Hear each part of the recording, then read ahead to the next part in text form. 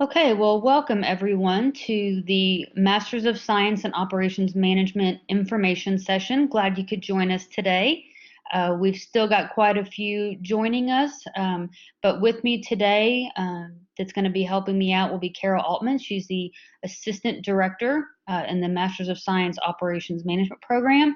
And we'll also maybe hear later from Dr. Rich Ham, the Associate Director for both the Masters of Science in Operations Management, as well as the Masters of Science in Engineering and Engineering Management. He may have some input on some new course development that's going to be offered later on this fall. So let's go ahead and get started.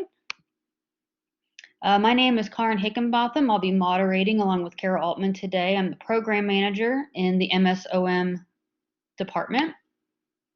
And our department offers 3 Masters of Sciences. We have Operations Management, Engineering Management, and Engineering. Our department also offers 3 graduate certificates in Project Management, Lean Six Sigma, and Homeland Security. So later on, we'll talk more in depth about those certificates. Again, we've got the Masters of Science in Operations Management, Engineering Management, and Engineering. All have 5-week 8 sessions. You can do this 100% online. The GRE is waived with a 3.0 GPA, but there are some exceptions to that during this time this year, and we'll again get to that later on in the presentation. So what is operations management? And some of you that I've been talking with really kind of have a good grasp of what this is. But for those who don't, it's operations management professionals, they plan, they lead, and manage business operations. The OM curriculum uses industrial engineering techniques to enable individuals and organizations to maximize effectiveness and make superior decisions.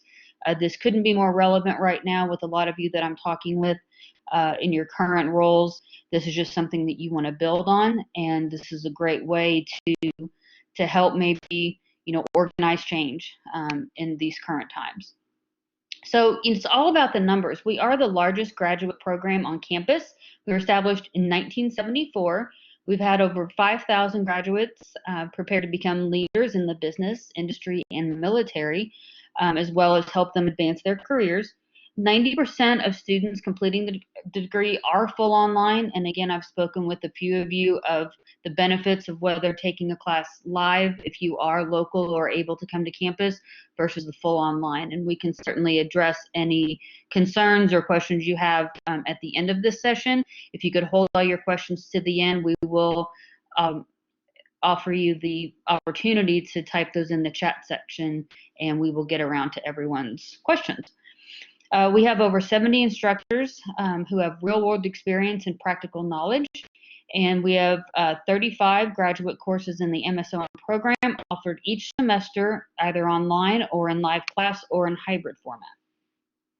So what can I do with an OM degree? If you're in a current role already and you're just wanting to advance your career, expand your knowledge, or possibly change careers, there's, the examples are operations manager, human resources, construction, data analytics, project management, industrial production, finance, banking, and investments in the nonprofit sector, certainly in the government and the military, and also in operations research, being an analyst in that area. So the job pay outlook, this is just for reference.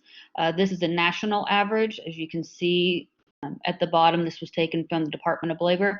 But in the federal government, the salaries can get quite high for that level, depending on the area that you're in or rank. If you're military, so professional and technical services, management and finance, you can see above average in most industries. So why MSOM?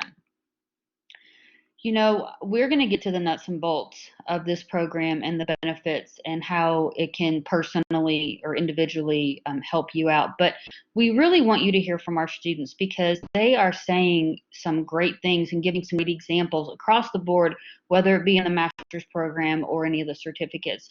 So visit our Facebook page, look up University of Arkansas Masters of Science and Operations Management, and look for these post graphics.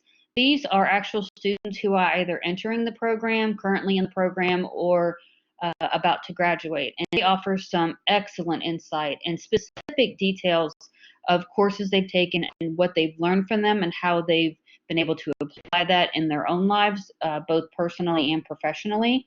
They offer reasons for going into the program, maybe adding a certificate. So I really encourage you to go on there and read some of their stories, because it really will give you a better picture than anything we can provide just with an information session. These are real, true success stories that we are very proud of, and we like to highlight our students. So why MSOM? I'm going to hand this over to Carol Altman again. She's Assistant Director of the program, and she's going to go over a little bit of the nuts and bolts and how this program can help you. Thank you, Carol. Thank you, Karin. Hi again. I'm sharing my video just so you see what I look like. Of course, I'm working from home. I'm Carol Altum, one of the assistant directors of the program, and I'm just going to take over and just answer the question, why MSOM?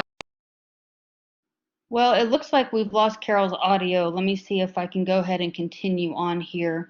So why MSOM? You can learn it today and use it tomorrow. The operations management is a high-wage, high-demand field spanning in numerous industries. It's also 100% online, either video synchronous or evening classes on campus. So video synchronous is where you could either be remote or in the classroom, and you would log in at a certain time and actually be part of the classroom, but in a virtual format. There's no out-of-state tuition for U.S. residents. The complete the degree is less than $15,000. That is for domestic and/or international students. You will learn from professors with current and relevant business expertise. There's STEM-oriented courses designed to meet tomorrow's needs. There's only 10 graduate courses in the program. So there's 4 required, which is a core that everyone is required to take. And then there's six electives where you would be able to kind of tailor the program to fit your needs. To earn a graduate certificate, you can certainly do that concurrently without taking any extra classes. And I know I've brought that up to a couple of you before, and you seem to be very interested in that. So more on that later. So the special announcement I wanted to make, we do require a 3.0 GPA or higher, and that will waive the GRE. If you have below a 3.0, which would be a 2.5 to a 2.99, in normal times, we would have you take the GRE. Since the GRE is not being offered in all formats, effective for summer and fall 2020 terms, at this time, we are waiving the GRE for applicants with a 2.5 to 2.99 undergraduate GPA. So applicants with above a 3.0, it's automatically waived for any term. But again, for those who fall under the 3.0 needs test category, we will waive that at this time for applications that are started for summer. Well, summer has passed for fall 2020 terms. Once GRE testing centers resume operations, the standard admissions requirements will go into full effect. So again, why MSOM? So there's no GRE if your undergraduate GPA is a 3.0 or better. You can enter from any undergraduate degree. I've had criminal justice, I've had history, organizational leadership. We've had a wide range of bachelor degrees that have been very successful in this program. Again, there's 5-week sessions a year, so you will start classes August, October, January, March, or May. A lot of our students choose to take a class per session, which would complete 2 classes per term. You can complete this as fast as 1 year or have 6 years to finish. This is a no thesis program. We have a comprehensive exam that you will take at the end of nearing the program, near graduation.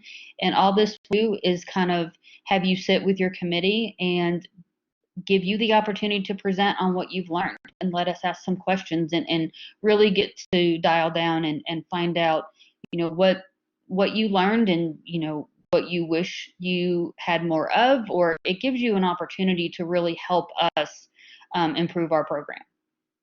We also have an MSOM Alumni Society that has benefits with networking and getting to know others in the program that have finished the program.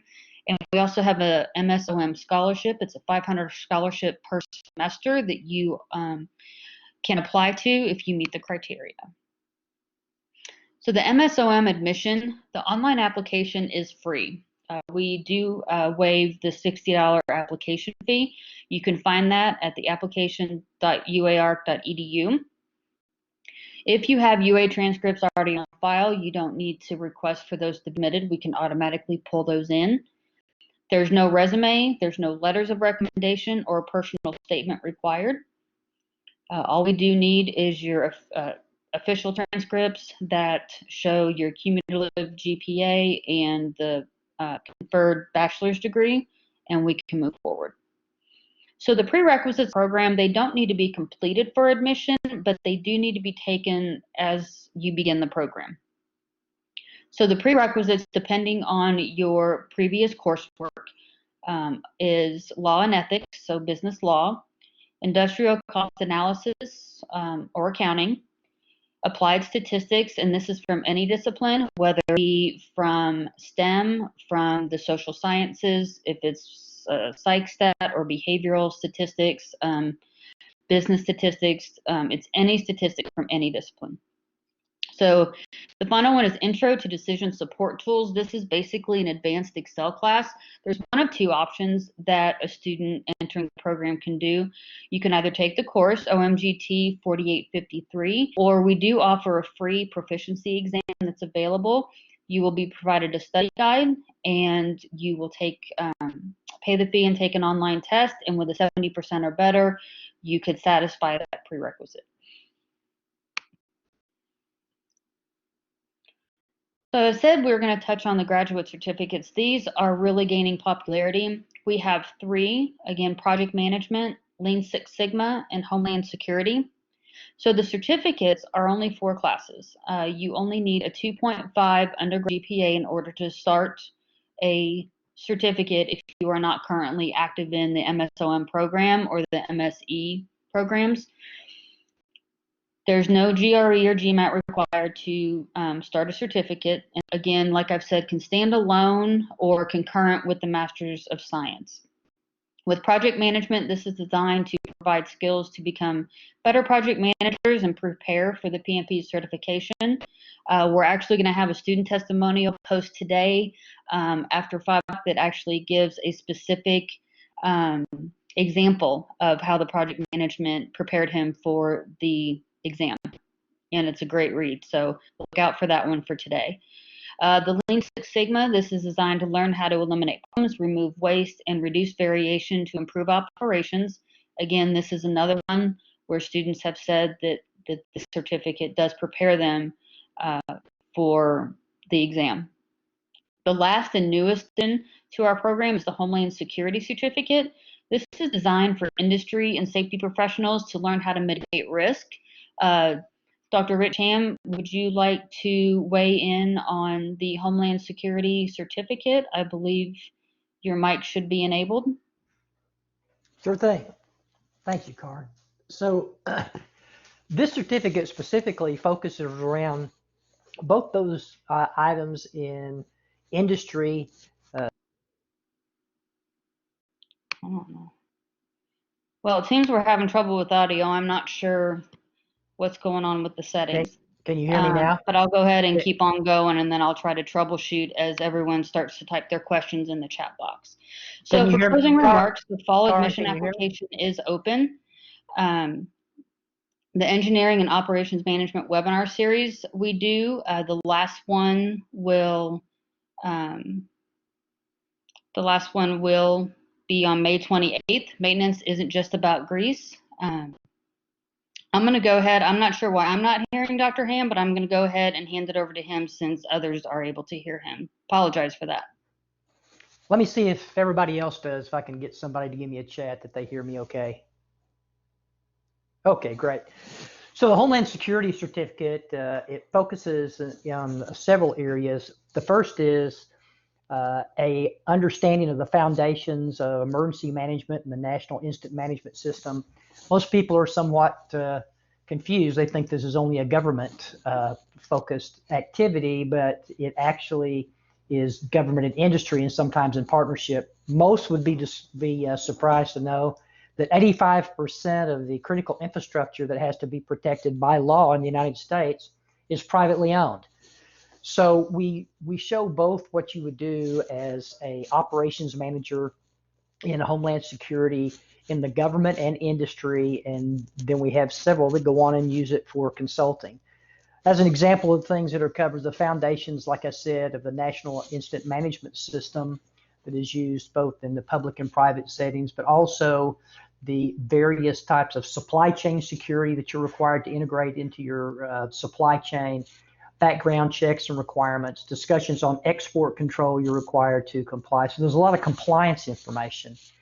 The course coming up in the summer, we actually have 4, and I typically will have in that class for the intro course, Introduction to Homeland Security, 4 guest speakers. Right now we have retired Executive Vice President of Security and Aviation from Walmart, current Senior Director of Information Security, Cybersecurity being one of the Homeland Security topics that is required. Then we have the former director of the Arkansas Department of Emergency Management and a former assistant administrator in Homeland Security and Transportation Security Administration, all of whom will be guest speakers to speak about their experience in those areas and what operations managers do. The other courses required, there's a project management course, but there's also a new course that's starting that will be an elective that you can select in Fall 8 Week 2 that's Resilient Design and Crisis Management for Operations Managers. That particular course digs really deeply into resilient design, not just the National Incident Management System, but all the standards required by FEMA. Most operations managers are somewhat surprised at how many security things there are, particularly in supply chain and issues if you do any work overseas. So it's a very rounded certificate and in high demand. If you look at the market analysis of the kind of skills you will see often within industry and also in government, they're looking for skill sets, people that understand things like CTPAT partnership, different customs requirements, what you're required to do to ensure that you're hiring somebody authorized to work in this country, and so on and so forth. So if anybody's got more questions, I certainly could answer them separately by email or offline, but I think many will find it to be pretty useful. And very excited about the new course. I think it's going to be a great course, and many are the feedback in those areas is most weren't aware and then realized that was part of their responsibility. Okay, well, thank you, Dr. Hammond. I apologize. All of a sudden, your audio came up, so I'm not sure why I wasn't hearing it to begin with. So thank you for your patience there. Sure. And I apologize to everyone else in this session. Anyway, again, let's touch base on, we have a webinar series. This is a reminder, May 28th. It's maintenance isn't just about grease. It's about competitive advantage and document maintenance presented by one of our instructors, Jim Bergen. This is an opportunity for you to kind of get a sample of what our courses, how they're taught, what is taught, and kind of get a sense of, of one of our instructors. It's an hour long. You can ask questions at the end. It's really a great series that we've got going here. If you want to watch past webinars, you can check out our YouTube channel. We have all of our previous webinars posted, so you can watch those again, get a sample of what some of our classes will be like online. And links will be provided with all of this information afterwards. I will email all of you these links, or you can certainly reach out to me directly, or Carol, Dr. Ham, or email the msom@uark.edu. Be great. So we're going to start wrapping up. I intended this presentation to be very brief because I wanted the time for you guys to be able to answer questions and or ask questions and for us to answer them. So if you want to start typing your questions in the chat section down below, if you can see that, we'll give people a couple of minutes to get those. But I do have one question, I believe, from Arlene, and she's asking, she's a U of A employee and wants to know if the 90% tuition program applies to her. I will defer you to the HR department and the tuition reimbursement, but we do have a lot of current employees in the program at this moment. Any other questions?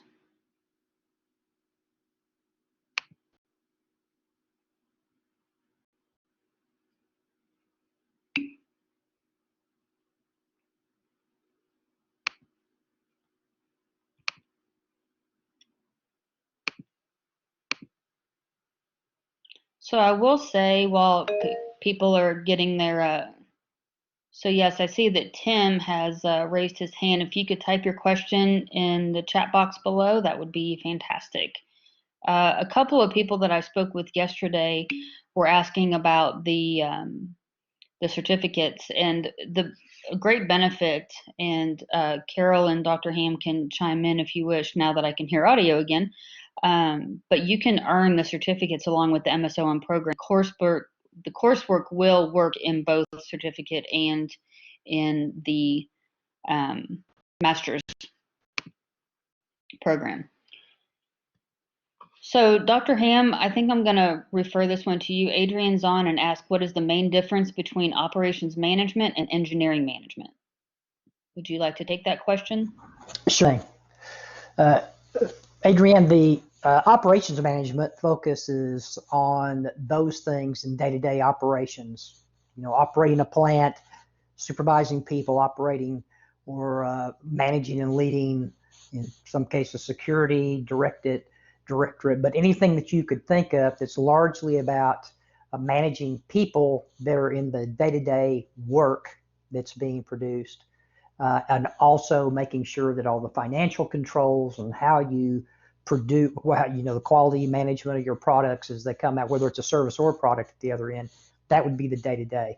Engineering management has a little bit different look, because you're looking at managing, number one, and leading typically highly technical people, engineers and others, and a lot of it focuses around R&D type activity.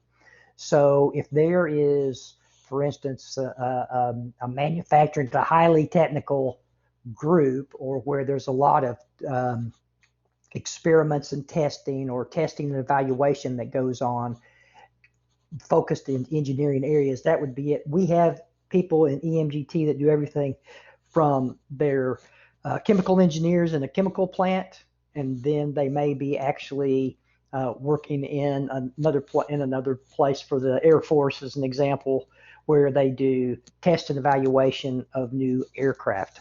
So pretty broad, but it focuses more on the management of R&D, testing and evaluation type focuses, and the people and resources associated with that. I also want to add, Adrian, that for the MS in Engineering Management and the MS in Engineering programs, they require an ABET Engineering undergraduate degree, whereas the MS in Operations Management does not require an ABET accredited engineering degree. Great, thank you, Carol. Doug S. writes in and it says, you mentioned this degree is applicable to several fields. Can you tell me how this degree would differ between a master's in HR? That's an excellent question. That's probably the one question I get every single time I talk to a prospective student, is why do this program over an MBA? And I think being involved in both programs, I think, Dr. Ham, what do you feel is the difference between this program and what somebody can be offered in, say, like an MBA or a master's in HR? So all of those have their place, but I can tell you just let's talk about the question that's there about an HR degree specifically, or maybe HRM or development.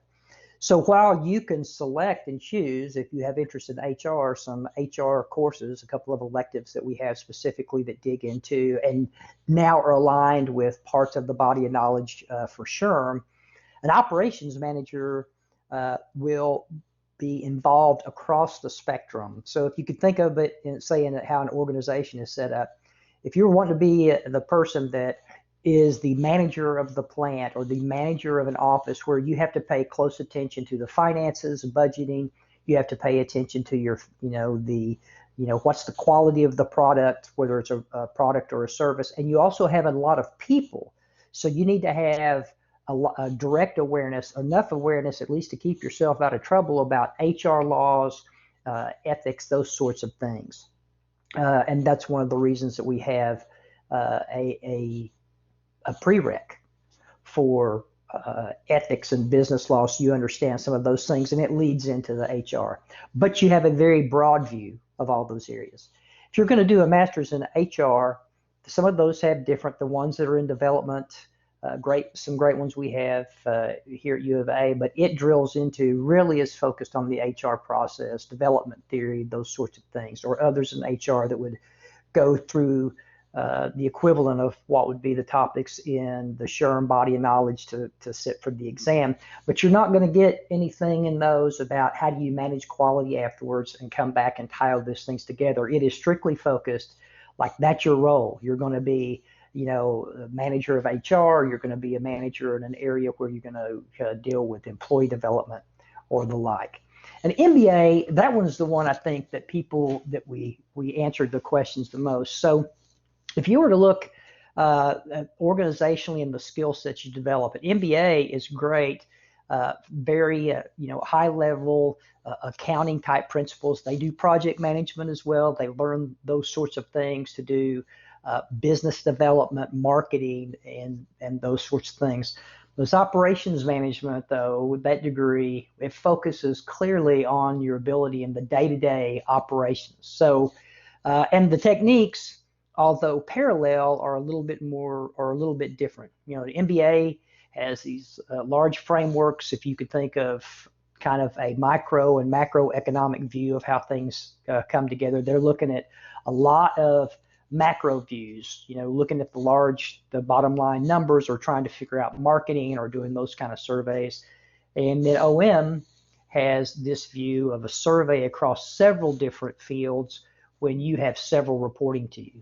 So, if you're an operations manager at a large, say, manufacturing plant, you're going to have a lot of people reporting to you from many different lines of business, and you need to understand a little bit about what all of them are doing. One of the reasons we added the cybersecurity course is because you don't have to be the expert, but you do need to understand what your experts are doing and be able to converse and understand the risk that they're telling you, because you're responsible for all of it. I hope that helps. It's not a simple conversation, but those are the general things that we try to point out to folks depending on where their interests are. Well, thank you, Dr. Hammond. I think you bring up a good point. I think it's really individualized depending on where the prospective student is now, where they want to be, or if it's a career change or something they have been doing. And I think we'll get to a question that revolves around that. But first, let's get to Tim Brown. Is OMGT 4853 a required prereq for 6A project management certificates? So no, that class is not a prerequisite to the certificates. However, if you begin a certificate program and then decide to move on into the MSOM program, it will be a required prerequisite for you. But no, just for the certificates standalone, there are no prerequisites attached to that. Travis, are there internships available? If so, would it count towards the curriculum? I don't have specific experience in operations management and would need to fill the gap between academic information that I gained from MSOM degree and practical experience that employers wish to see. Again, I think I'm going to refer this one to Dr. Ham if you want to chime in here. So we do have opportunities for internships that individuals will do either through the co-op program or one of the other allied programs that we have, where an individual can, on their own, find a sponsor and a employer that will sponsor them, and the supervisor that would agree to give data back. It doesn't account towards any electives. It can count. You can do up to 2 semesters of it, and it can be, part of residency requirements and the other. And it will show up on your transcript that you did that. They're not paid by us. We have somewhere in the neighborhood of 5 to 8 or 9 a year, where an individual negotiates themselves And because of their experience, the employer will say, yes, I'll take them on as an intern, and the employer agrees to pay and then provide us input about objectives that would be met during the internship. Okay, great, thanks. And Travis, we can talk more about that specifically if you would like later on. So Keith, good to see you. His question is, the engineering management degree would fit my current role better. Are there any possible waivers to get into the engineering management program on a case-by-case basis? I work in aerospace and nuclear engineering. Dr. Ham, what do you think? There won't be any waivers for an ABET degree, if that is the question. Some others we could talk about case by case, and it has to do with this design of this program that has kind of a unique spot. There's a few engineering management graduate degrees that will allow you to take leveling courses in order to get into those. But after spending a lot of time looking at where the niche was here, the decision was made that our MSOM program would be built specifically requiring an ABET degree. And there's a lot of reasons for that. It has to do with we already know what the courses are you have to have in ABET. We know what level of statistics, we know what you have to know about different types of predictives, and we understand that you have a background in a specific area. In the EM program, you're required to do a 3-course sequence, so that means you already need to have an engineering background in industrial or chemical or biomechanical or civil or another field, because you're going to take 3 advanced graduate courses in that discipline as part of the program. Okay, great. Keith, again, we can follow up with more specific questions if you have those. And Adrian's back. She says, what is the benefit of having the Six Sigma certificate if you have a green or black belt? Carol or Rich, would you like to address this?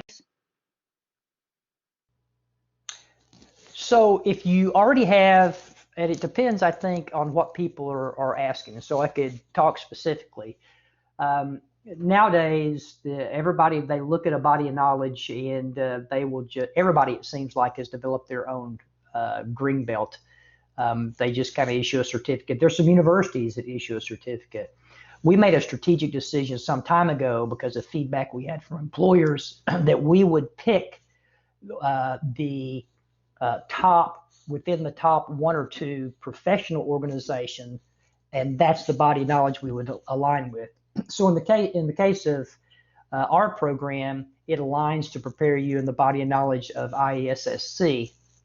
ASQ is a possibility, but the issue with ASQ is that you have to demonstrate a specific portfolio and package as opposed to just taking the test of long term, and have also a black belt mentor that's going to sign you off and so on. So we went with IESSC. It's essentially the same test that you set for. When people ask a question, hey, I've already got this green belt certification, and say it's an IESSC or an ASQ certification. Okay, IISE, they have their own as well. It really depends. There's a few that will say specifically they'll want you to have something for from IESSC or ASQ. Beyond that, though, there is a branding associated with the land grant issuing a certificate. So the certificate that we issue is not something someone just makes up. The certificate is actually, it goes through not just all the process for U of A for the quality control of it, but it also goes through the Higher Learning Commission and the Arkansas Department of Higher Education. So that has actually been, you've got an IASSC body of knowledge that's incorporated to prepare so that you can then go on and do self-study and take and sit for the Greenbelt exam for IASSC, but it also has a certificate that is associated with U of A. It's the HLC certified, and so the branding, or not certified, but HLC accredited and Arkansas Department of Higher Ed accredited program. There's a few that look at it and ask that question, but then when they start OM, they look at it and go, well, I have a good grasp of this, and on my way to my OM degree, I can go ahead and get this secondary certificate as something that shows my employer that I've spent the extra time actually going through and understanding that It's one thing, and I'll just say this about, there's folks, and I have friends who sat and went to a boot camp for a week and then crammed and then sat for a test and passed it. And, 2 weeks later, they really didn't necessarily stick unless they were doing it every day and applying them. By the time you get through 4 classes on the program here, you get the other certificate, and it's pretty well ingrained. It's become a part of your vocabulary. So it's personal choice, and it's all about what it is that you think would actually provide you that step up to show your skill set when you go out to either look for a job or to advance where you are. That's great. Thank you. Adrian, I hope that answered your question. And while we're on that kind of track, just to give anybody else some time to type in a question if you have one, is it Dr. Ham, do you think you could touch maybe on the project management certification process and how our coursework ties into that?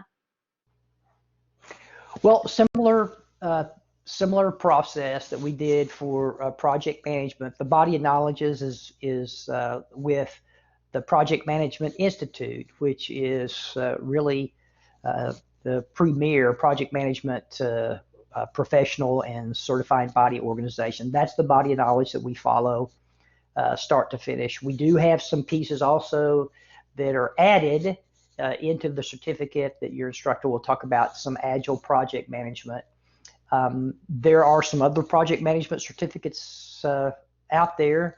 After spending a lot of time on market analysis, and where we spend a lot of time looking at the job postings and see what do they ask for, we chose the PMI PMP for this. Same thing, you sit and cover the body of knowledge, applicable parts of the body of knowledge.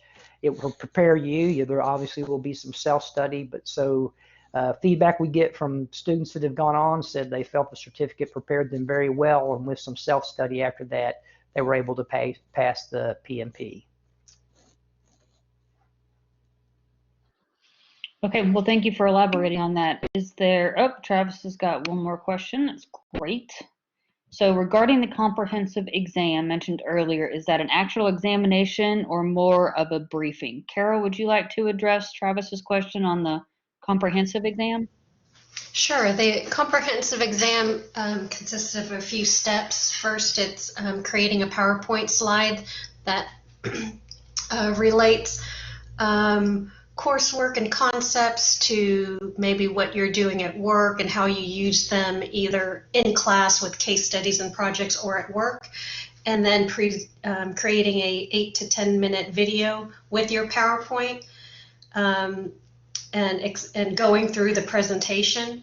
That is uploaded to a Blackboard course where a panel of 3 instructors review your PowerPoint slides and your video, and then you will be scheduled for a 20-minute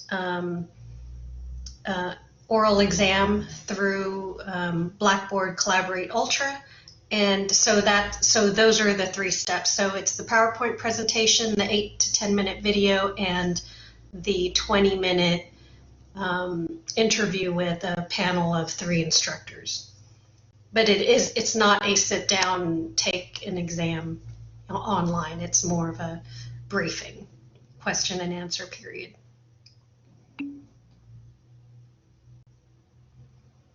And we have a very high pass rate. It's very high. It's almost 100% because we make the students go through all their courses. So it's also good to save all your notes and your textbooks so you can prepare for the exam. And because you go through the process of creating your presentation and talking about it in a video, the 20-minute question and answer period goes very well. So we have a very high success rate. Yes, and I'd like to add, I do get quite a bit of, thank you, Carol, and I do get quite a bit of questions about textbooks. Dr. Ham, do you want to just briefly explain what FIRST or inclusive access and how our textbooks in some of our classes are? Well, several class, not all. In fact, with Homeland only, I use two texts. Only one of them is an inclusive access. But the inclusive access text on the courses that do have those available, you're going to have your text available through the Blackboard course, and you actually, it will be, a fee that you pay, and it's a low fee, $30 or so. Carol probably has a better handle. I think the one mine is $34. Anyway, set fee that you pay. It is sometimes 90% less than what you'd spend for the hard copy book. You do have the option to opt out of that and buy a hardcover book if you have the right edition. And then for many of them, you can buy an ebook separately if you'd like to. Those the advantage. There's a couple of advantages. One is you're going to have by the first day of class, you'll definitely have your books. The second is obviously all the things you get from an ebook, the search functions, and any of the, if the book offers resources, typically those are offered. So, some of them have text questions and other things that you can actually get from that book. The big advantage is that it's all integrated there, easy to find, and that you've got it on the first day of class. So we don't have a situation you're waiting for a book to be sent to you. If it's inclusive access, you have it. That's great. Thank you. And yes, we recently switched bookstores, and our assistant director, Mindy, who handles all of this, I won't put her on the spot, but we just switched over to Barnes & Noble, and so I believe I called it first or inclusive access, but Lisa did correct me. It's now called First Day, so just so there's no confusion there. Okay, well, thank you for all that. And if you have any other questions, quickly raise your hand just so I know that you're typing one up. I'll give you a few other moments. And Carol, do you have any closing remarks that you would like to share with everyone? If you have any questions, just feel free to contact any of us online or via phone. We're happy that you spent a few minutes with us today, and we hope to see you soon in the program. Thank you, Carol. And Dr. Ham, do you have any closing remarks that you would like to share? No, I would just like to tell everybody, the folks that have interest that are here, don't hesitate to reach out to us if you have questions. It's not something that you often figure out in just a few minutes about which is the right program for you. We even help if it looks like it's not the right program to tell you what seems like it fits. But we want everybody to have, many use our program to transition because they want to do something new, and OM provides a credential that makes you much more competitive, and it gives you some skill sets there. And then others just want to get promoted. One of the things I think that Karen already mentioned, but we often hear from students, is they literally were taking classes and they were learning something the night before and applying it at work the next day. We hear that about 4853, the Excel course, which is pretty advanced users. We hear that about 4853 all the time. But we hear several success stories where students say, I never realized this. I didn't know how this worked. And, the previous week we used it. I went to work. It was a great success, saved money, improved the process. And so it's not just for most, when you get to the end, it's actually skills that you begin to develop and you can use day to day while you're working. Yes, that's a very good point. Thank you for reiterating that, Dr. Ham. If you go on to read some of these testimonials, that's what you're going to find, specific examples of classes like Organizing for Change. I've actually had several students tell me that not only did it help them in their professional lives, but actually their personal lives as well, and dealing with people. And the leadership course, the supplemental readings that people that are required class say, oh my gosh, I read this chapter, and the very next day I went and applied this to the team that I manage. And one of the other ones is project management. People can't say enough about how that has helped them in their current role, or made them understand, or even, encourage them to maybe make a career change or a shift in the industry. So there's all kinds of examples. So again, I highly encourage you to go on to that Facebook page referenced earlier and those testimonials. So one last question: if I have 10 classes left to graduate from undergrad, when do I need to apply? are these classes doable for non-traditional students on campus? So the answer to the first question is you have 10 classes left to graduate. So I would probably apply for the term following your undergraduate, because we do have to have a conferred bachelor's in order to fully admit you. This does not mean, however, that you can't start maybe the prereqs to the program. So just depending on your individual situation, the coursework that you're taking currently, or what program you have, certainly reach out to me or any of us on here, or the MSOM at uark.edu, and we can certainly take a look at your specific case. If you are not a current U of A student, it is helpful for us to be able to look at an unofficial transcript just to see what you've taken. I know one person on here, at least, I've already done that for. We were talking yesterday. And then, are these classes doable for non-traditional students current U of A on campus? Okay, so yes. Again, depending on your specific situation, either myself or Carol, or once you get to an advisor, we can certainly see what your specific situation is. But yes, non-traditional students, I think we probably have more non-traditional students than we do traditional, quite frankly, and I think Dr. Ham and Carol would agree with me for that. So if you want to email me specifically, maybe we can chat more. But if there's any other questions, I'll stay on here for about another 15 seconds or so. And if not, thank you very much right now before everyone jumps off. Thank you very much for attending today, and we look forward to working with you.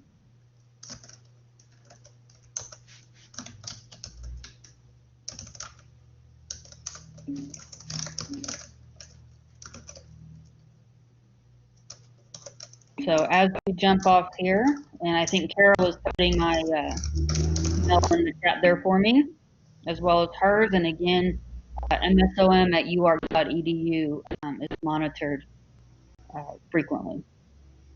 So again, I want to thank everyone for coming out. And again, if you think of any questions moving forward, please utilize those emails there in the chat section. You can stay on to copy those down. But I want to conclude this session and again thank everyone, especially Dr. Ham and Carol, for helping me out. And I apologize again for the audio issues. I'm still trying to figure out what was going on there because after that I could hear everyone just quite well. So everyone, thank you again, and forward to seeing you. Look forward to working with you, and we're here if you need us. And everyone have a wonderful afternoon and rest of the week.